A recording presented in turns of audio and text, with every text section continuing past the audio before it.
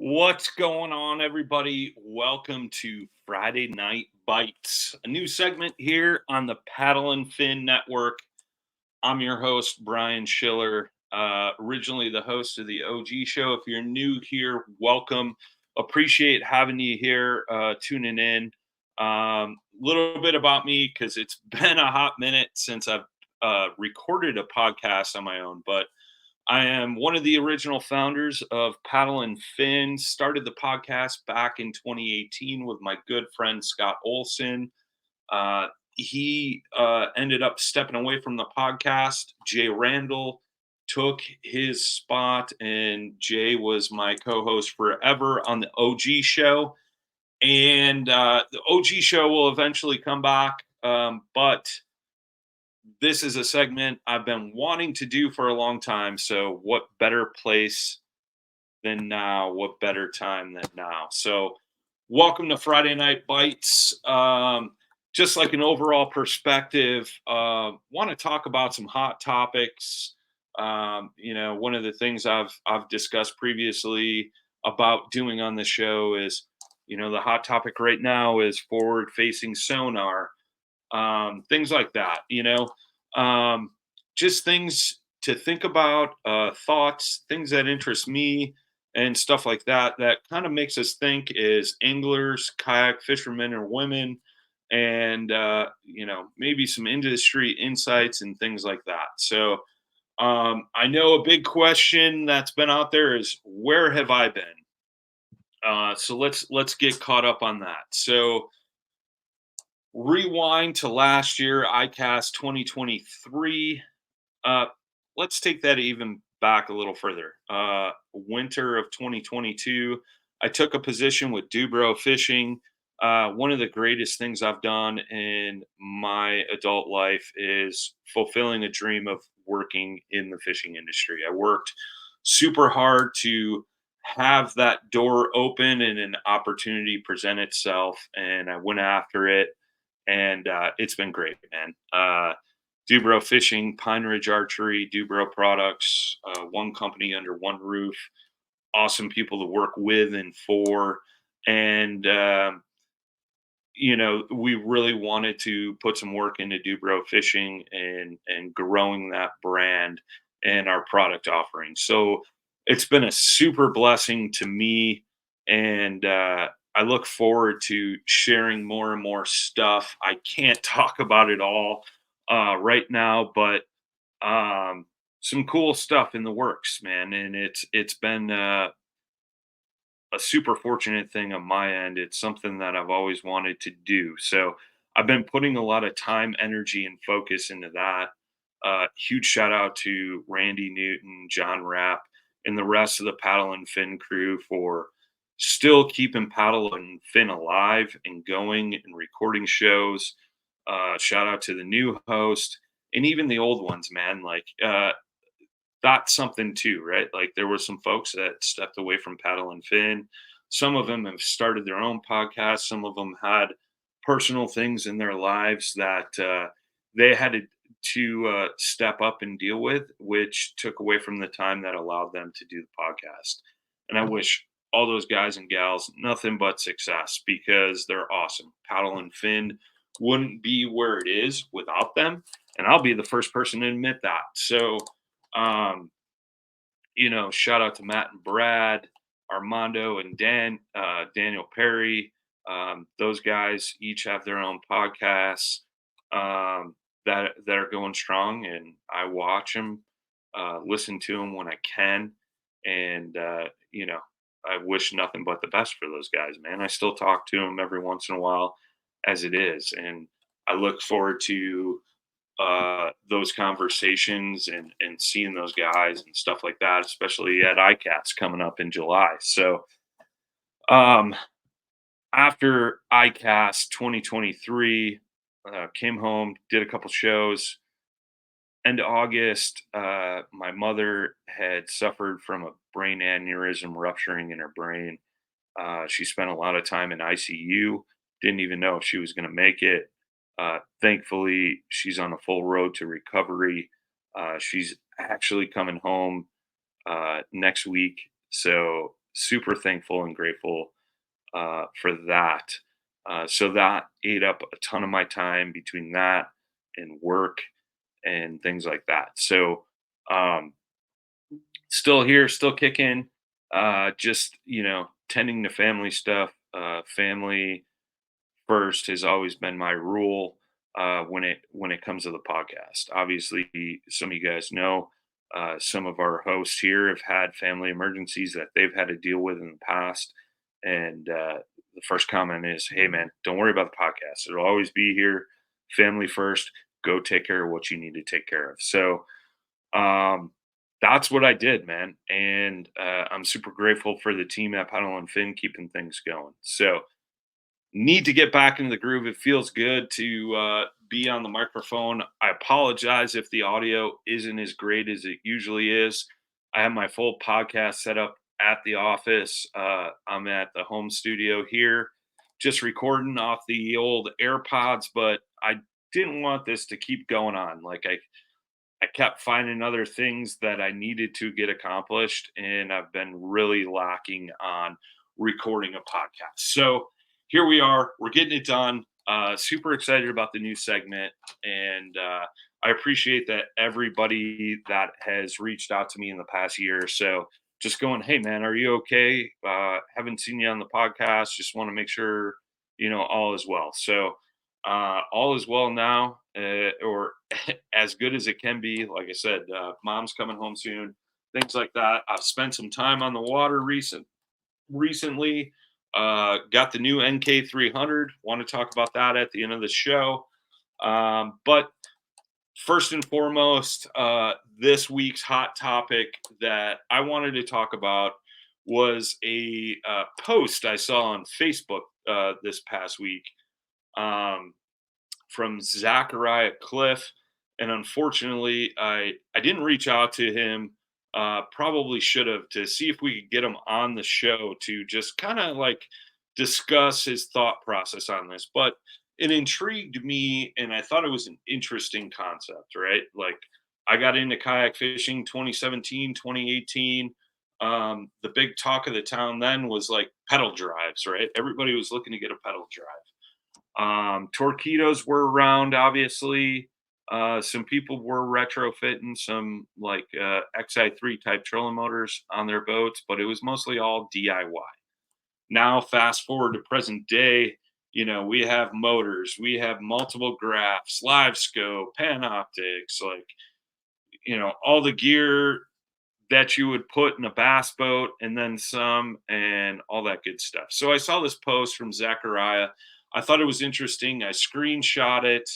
Um, he and I are friends on Facebook. I don't know him personally. It's just, I'm sure either he sent me a friend request or I sent him a friend request because we're both holding pictures or photos in our profile pictures. So that's how, we meet other anglers. But Zachariah's post says, kayak fishing is no longer, quote, simple for me. I let my desire to keep up with current trends guide me in my current setup. I am willing to admit something I already knew while I was doing it. I may have taken it a bit too far on my current kayak. LOL. I'm going to slim down my rig for next season. No more active target and dual graphs, no more 15 rods and 100 pounds of tackle. Keeping the XI3 though, because spot lock is clutch.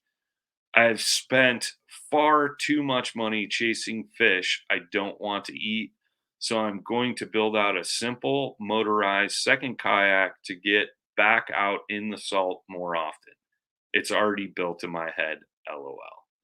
So it was interesting reading this, right? Because I think there's a lot of valid points, and I think we all can, for the majority of us, admit to a few things that Zachariah brings up. 100 pounds of tackle. I am the first to admit the whole paddle and fin crew makes fun of me all the time. Like, I'll show up to Dale Hollow or go fish with one of the guys or gals somewhere in the country, and like I have a stupid amount of tackle where it's like basically a lot of us call it Brian's rolling tackle shop because literally I have anything and everything you need. And it's just at points it's dumb. I overpack way too much. Then you put me on the water in my kayak, and there's probably half of that crap in my boat. And the funny thing is, and I know we all can admit it, is you pile all this gear in there and you might use one or two things out of it all, right? Like we've all been there. So that was the one thing that stuck out to me. But a show I'm looking to do in the future here on Friday Night Bites is talking about the big controversial subject of live scope or active target, whatever you got. Love it or hate it. I think it's an interesting concept. Just briefly, like I'm a guy that likes the old school mentality of go out there and test your skills, see if you can figure those fish out, right? Whereas some of the electronics makes that a little easier. However, I'm not against them because I see a lot of guys just sitting there looking down, shaking their rod, not paying attention to anything around them, and they're spending more time trying to catch fish that they can't catch or is the wrong species of fish they're trying to catch rather than actually fishing, right? And actually catching fish. Um, so that could be a pro because you got a bunch of guys tied up trying to catch fish that don't want to eat or they're the wrong species of fish altogether. Or B, you look at it today's day in technology, you have this next generation of fishermen and women coming into the sport because of the technology. I think that's a great thing. There's so many times, and it frustrates me. You can call me old school, whatever, but you go into a restaurant and you see a bunch of kids doing this, just staring at their cell phones, not even having a conversation. Granted, things in the universe have recently happened with COVID, things like that. Like that's hindered a lot of our youth of actually being able to talk to each other because they were alone for a couple of years, um, and not out there having interactions with other humans, which is sad, right? But I don't want to go down that rabbit hole. But with the technology advancements, right? These kids have played video games, played with electronics since birth, right? Like we didn't have that stuff when I was born.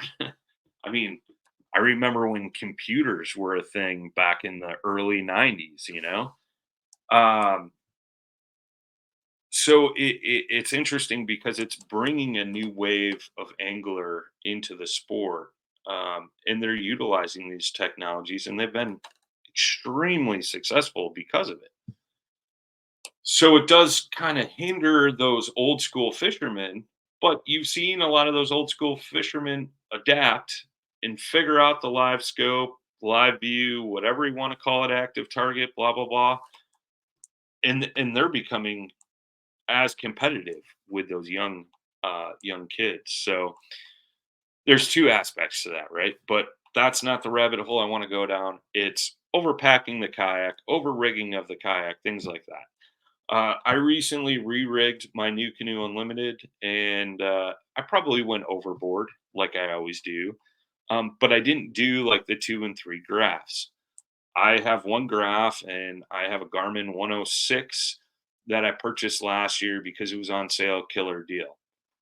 I like to utilize side scan. So I went with one bigger screen graph so I could see more detail in that side scan. Previously, I had a 93 SV, and that was great as well. Um, the graph was a few years old, wanted to upgrade, get the newer transducer, all that stuff. So with the 106 on scale, it made sense, right? So I get that. But, between all the gear, the graphs, all that stuff, are we overdoing it? You know what I mean? It's there's arguments for that type of stuff, right? Especially if you're a tournament angler. But if you're an angler that just wants to get out there and have a good day on the water, catch some fish, enjoy some time with friends, family, things like that, like, do you really need all that crap? You know what I mean? And I've found myself slimming down on my setup and my gear more and more lately. Like I said, I've recently kind of re-rigged my boat. I put a bunch of LED lights in it, stuff like that. It's cool, right? Is it necessarily? Not really, but at night it looks pretty cool. But um, and being able to see if you're fishing at sunset, early morning as the sun's coming up, things like that. And not only that, but the safety aspect. Like I said, I got the lights, I got the one graph. Just recently got the NK 300. Previously, I had the NK 180. Before that, I had the XI3 with a spot lock. Um, all good things to have. I love having a motor on my kayak because I can cover a lot more water in a day versus paddling or pedaling. My body says I should get back into a pedal kayak just to shed some elbows, but it is what it is. But I think we spend a lot of time at the ramp setting up and tearing down our kayaks and putting way too much gear in it, things like that. I know I do personally, maybe not you, which is okay. I'm not saying there's anything against that, but it just sparked that thought and that conversation when I saw Zachariah's point. And from what I read in that, it seems like it kind of hindered him getting on the saltwater more often. And I definitely agree with his comment of spot lock is clutch. I like to fish a lot of offshore structure, deep things like that. When I had my XI3, that was key. I've kind of figured out how to keep myself somewhat in position with the Newport. Um, I didn't totally love the XI3 because of having to mess around with the remote all the time. But once I got to where I was going and I spot locked, it was great. So I agree with him wholeheartedly on that. Um, Again, like, some of you may ask, well, if you love that, why'd you get rid of the XI3? Well, I don't want to run two motors on my kayak. If I can do it somewhat efficiently with one, I'm going to do it that way. Um, like I said, the remote thing, it was just very distracting. To me, the whole point of getting a motor was to keep my lure in the water more often, continue fishing. If I have to keep picking up a remote and things like that as I'm cruising a bank or something like that, like, it gets very disturbing, or not disturbing, but like offsetting. Like, you're not fishing as much and you're messing around way too often, whatever. Some may disagree, and that's fine. We all have our opinions and our valid thoughts on why and where a certain setup plays a role. For me, the NK 300 has been super efficient. But going back to the thing at hand with Zachariah's post is, he's just spending way too much time and it's hindering him from getting on the water. And not only that, but he's invested a ton of this money in for what? And like he said, he may have realized it getting all set up and things like that. But at the end of the day, he's going to slim it down and he's going to be way more efficient when he goes out and fishes the salt water with this new setup. And I like the thought of that, right? And maybe it's just Zachariah's post is speaking to me, and I hope maybe it's like kind of making you guys and gals think about it a little bit on what the deal is. But um, it's certainly interesting for sure. So, um, yeah, I mean, I would love to hear your guys' take on, bringing too much gear and stuff like that. Cause I know I'm guilty of it. As I talked about, like, I bring way much too much tackle on the road with me. So that's this week's little tidbit, little thought, little conversation starter. Um, there's no good or right way to rig a kayak, except the situation that's going to work best for you on the water and make you the most efficient. Teach their own. What I like, what you like, and the next guy likes is going to be three different things. So it's just more of a conversation starter and seeing your guys's and gals' thoughts on it overall. Next little tidbit up. Kristine Fisher wins the Hobie event. Shout out to Kristine. Congrats on your W. Um, Kristine is a unique individual in the sport of kayak fishing, and fishing in general, man. And I know she works her butt off doing what she does. I will say, Kristine was probably one of the first people we ever had on the podcast, way back in 2018, when a lot of people didn't know who she was. And from that interview then to where she's at today, she's the same person. It hasn't gone to her head or inflated her ego or anything like that. So, um, she's recently got into the boat world. She's planning on fishing some opens, and I really look forward to that because I've said for years, like, there's a lot of kayak fishermen that could really go out and disrupt the boat world. I think as kayak fishermen, we've made ourselves so efficient on the water that we know how to dissect water better than a boat guy or gal. Boat person, oh, there's no fish here. Let's pull the trolling motor and run 10 miles down the lake and go fish this spot. Oh, there's no fish here. Let's pull the trolling motor, run 5 miles over here. Kayak fishing, you're kind of limited to your um, water coverage, so to speak, because we don't have 200 horse outboards on our kayaks zipping us around the lake. So we've kind of adapted and learned a lot more on dissecting certain parts of or smaller sections of bodies of water on these bigger lakes and rivers, to become more efficient and catch just as big a fish. Um, so I have a feeling she's going to do awesome. Just wanted to give her a shout out. Her and I have been in the same place so many times, never really talked until last year at the Dale Hollow event in Tennessee. And we got to kind of chat for about 10, 15 minutes one night. And it's interesting, man. And kudos to her. I give her all the credit in the world, and I look forward to seeing her grow on that boat side. We've all seen some of the boat pros coming into the kayak fishing. Some of them have won, some of them have lost.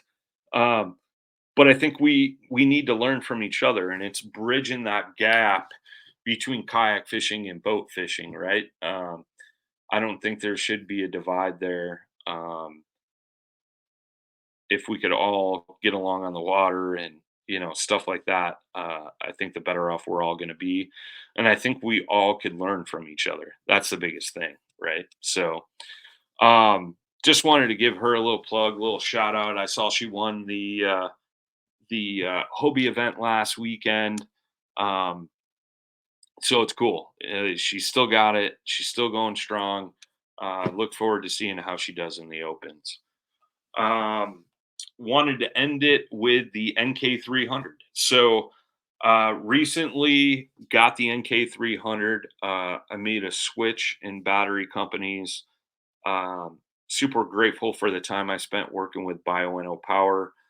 Batteries always worked. They were always there for me, and very much appreciate it. Well, opportunity presented itself for me to work with ZPro Lithium, and I loved some of the technology and things they were incorporating with their batteries. So I took advantage of that, jumped in with them, and man, I'm impressed. The Bluetooth capability with the app and everything, seeing where your battery's at, how much juice is left, how much charge time's left, how much discharge time's left. All that stuff, man, has been a huge, huge upgrade.